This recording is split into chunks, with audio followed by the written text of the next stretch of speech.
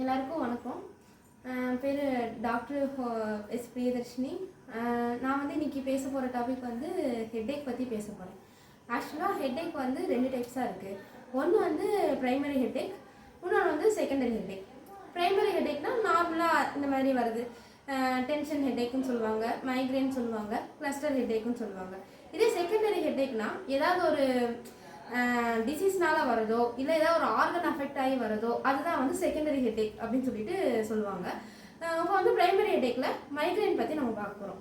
மைக்ரேன்னா வந்து என்னென்னா, இப்போ ஒரு தலைவலி வருது, அந்த தலைவலியோடு சேர்த்து இந்த நாசியா, வாமிட்டிங்கு, அப்புறம் வந்து நடந்தால் வலி அதிகமாகிறது, படுத்தாலும் வலி அதிகமாகிறது, அந்த மாதிரி சொல்லி இப்போ நிறைய பேர் வந்து அதனால ரொம்ப கஷ்டப்பட்டுட்டு இருக்காங்க. அதுதான் வந்து மைக்ரேன் ஹெட்டேக்.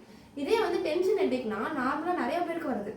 டென்ஷன் ஹெட்டேக் அப்படின்னா எல்லாருக்குமே வரும். ஆனால் வந்து இந்த நாசியா, வாமிட்டிங் அதெல்லாம் வராது, வெறும் தலைவலி மட்டும்தான் அவங்களுக்கு வந்து இருக்கும். அதுதான் வந்து டென்ஷன் ஹெட்டேக்னு சொல்லுவாங்க. அப்புறம் கிளஸ்டர் ஹெட்டேக். கிளஸ்டர் ஹெட்டேக்னா வந்து ஒரு சைடு மட்டும்தான் வலிக்கும். அந்த ஒரு சைடு அப்போ அந்த ஒரு சைடில் இருக்க கண், மூக்கு எல்லாத்துலேயுமே வந்து டிஸ்சார்ஜ் இருக்கும். ஒரு பக்கம் மட்டும்தான் அவங்களுக்கு வலிக்கும், மற்ற பக்கம் நார்மலாக இருக்கும். இது வந்து பேராக்சிசமலாக வரும். அதாவது இப்போ ஒரு கட்ட பீரியடில் வந்து அதிகமாகும், அதுக்கப்புறம் பர்சன் வந்து கொஞ்சம் நார்மலாக இருப்பாங்க, அதுக்கப்புறம் திரும்ப அதிகமாகும். இப்படி பீரியட் இன்டர்வல்லாம் வந்து இதுக்கு அதிகமாகும். இதுக்கு எல்லாத்துக்குமே சேர்த்து ஹோமியோபதியில் நல்ல மெடிசன்ஸ்லாம் இருக்குது. அந்த மெடிசன்ஸ் தான் இதில் நான் வந்து போட்டிருக்கேன். அந்த மெடிசன்ஸ்லாம் இதில் இருக்குது.